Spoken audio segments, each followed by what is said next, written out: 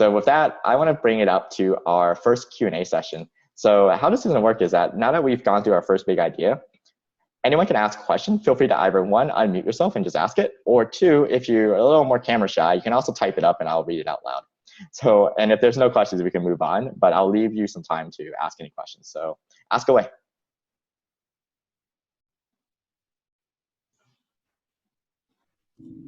Hi, Dave's great presentation. So I'm wondering that I think there's a culture that in consulting firm, so the people either up or leave. So it's a time period you figure out you are not able to continue within the consulting firm, you are going to find an exit to like industry or other companies. Yes, that is correct. So just to make sure everyone understands, so in consulting, there's this idea called up or out. But before I talk to you about the up or out itself, that's a really good question, is I want to explain to you guys why this exists. So if you think about hiring, it's similar to grad school or college, where every year there's an influx of new analysts coming in, but the people who are analysts like first years need to move somewhere. So they have to move up. But eventually, if you can't keep it up, they can't just have a block. So they can't just have a block of a lot of first years. There's not enough spots, there's not enough payroll and so forth. So people have to leave. So what ends up happening is that part of consulting, like I said, is you're going to not be the smartest person in the room, is that it's not as competitive as people make it out to be. But what ends up happening is that you have these 2 to 3 years in between your promotion window where you have to prove that you can go to the next level. So for example, if you're an analyst, can you become a senior analyst?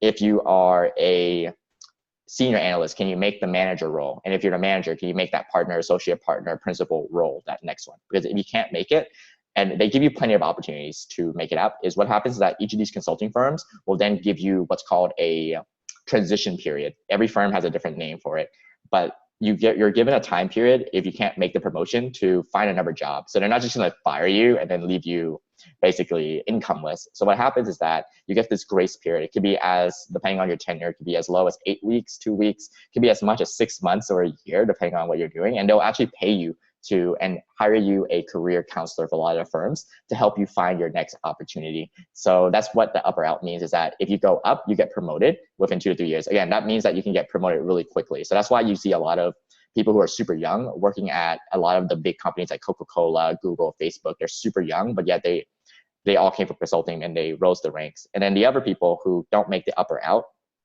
they will then be asked to leave to another company. But again, the consulting firms do a really good job on average, depending on the firm, in placing you into a good job because they want you to be happy with the firm. Because imagine, even if, let's say that you are a terrible analyst, you get kicked out after 2 years, eventually they're hoping that you will make, let's say, partner eventually, and then of the whatever company, and then hire McKinsey to come back into that company to help work with you. So they want to keep a great relationship.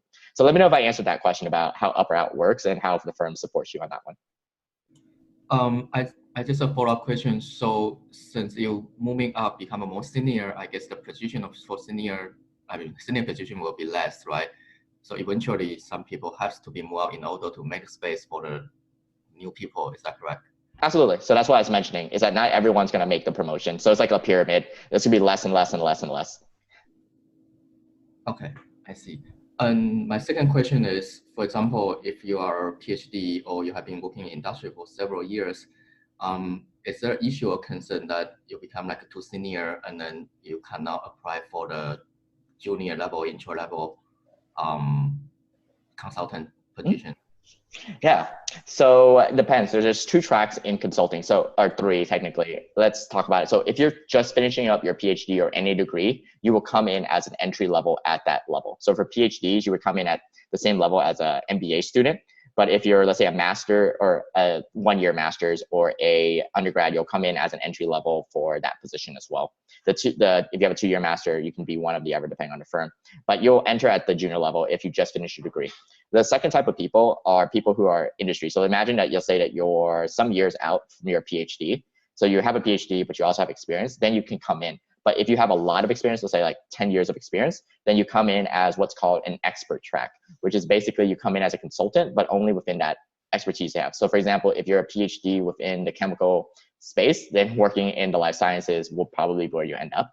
But if you come in with only 2 to 3 years of experience after, let's say, graduating your PhD, you still come in you would come in as a entry level, but so that you can learn the ropes. But you will be given an accelerated promotion cycle, so you would catch up to people who entered the same time as their PhD. So you would still catch up, but you still get the advantage of having a buffer, so that upper out is not like you still have that buffer time versus just having 6 months before you're kicked out. Let me know if that makes sense. Okay, so my background is kind of somewhere in between. I finished my PhD, but I have like 5 to 6 years. Mm-hmm. So is that capable for a second one or third one? Yeah, so that's capable. You're capable of a second or a third. You wouldn't be you'd be a second or a third one in terms of that one, but it depends on the firm.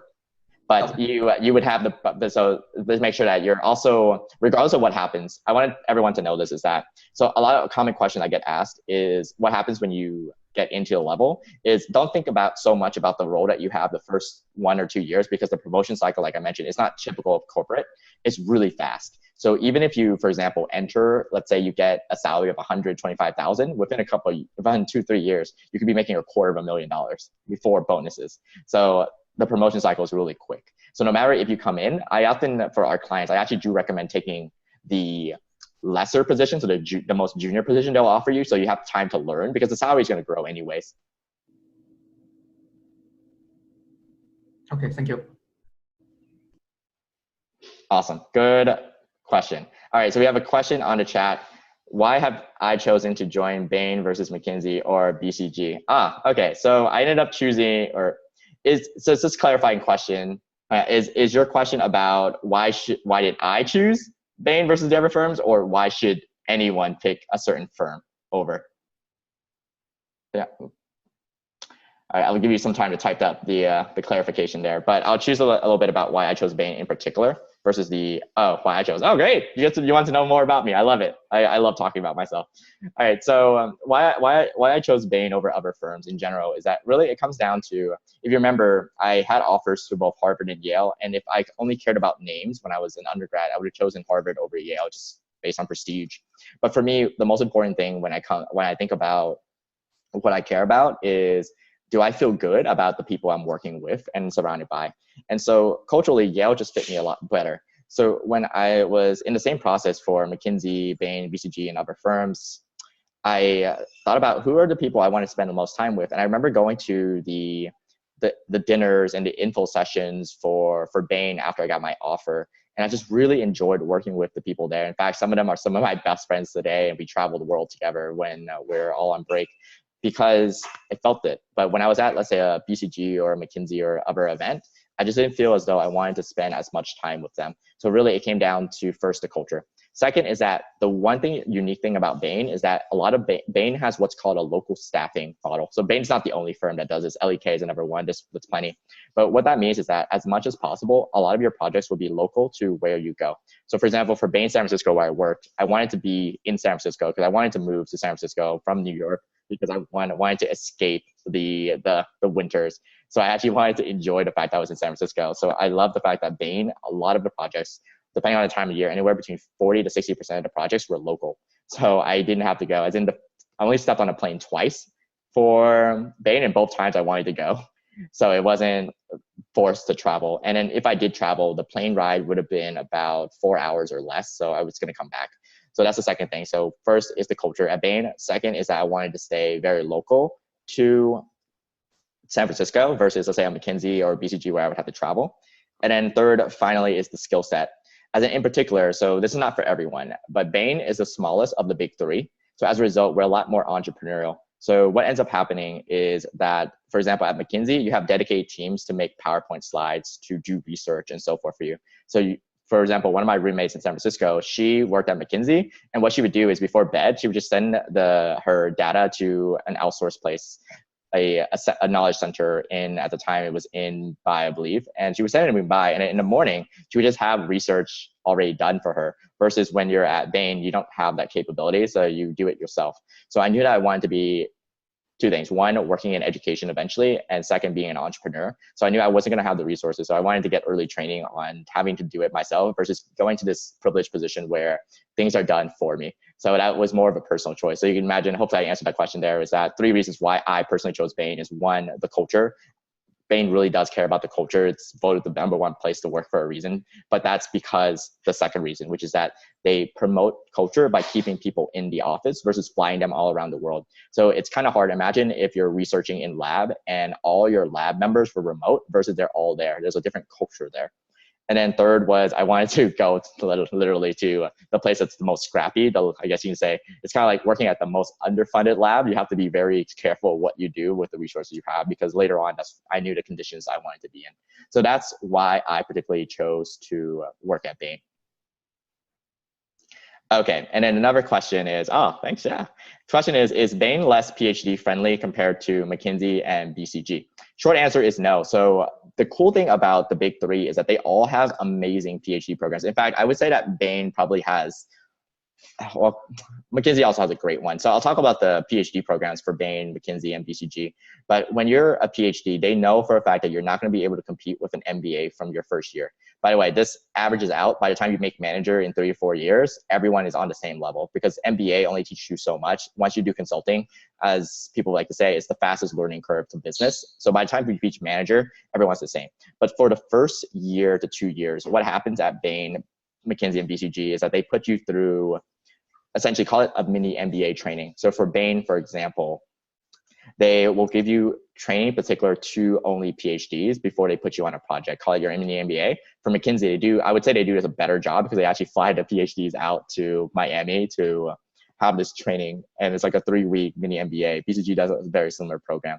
So I wouldn't say it's less PhD friendly in terms of recruiting, because they recruit a lot of PhDs in both of 3 firms. They recruit less only because Bain, again, is smaller. So there might be a perception that it's less friendly because it's just they take less people. But that's across the board for all roles, not just PhDs.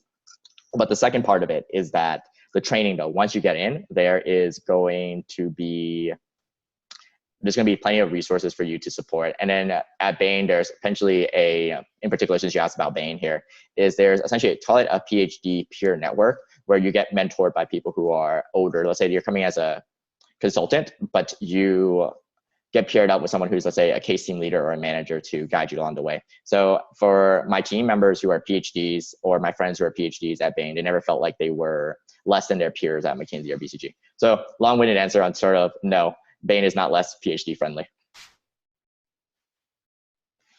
Let me know if I answered that question. In the meantime, let me know if anyone else has any questions about what it's like working in consulting before we move on.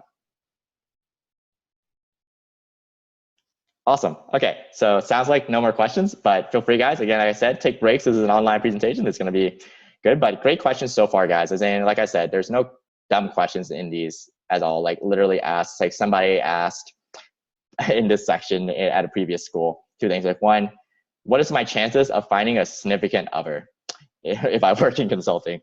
And then the second question I also had was this the percentage that my significant other will break up with me if I work in consulting? As in, what's the travel life like? So plenty of questions to be asked.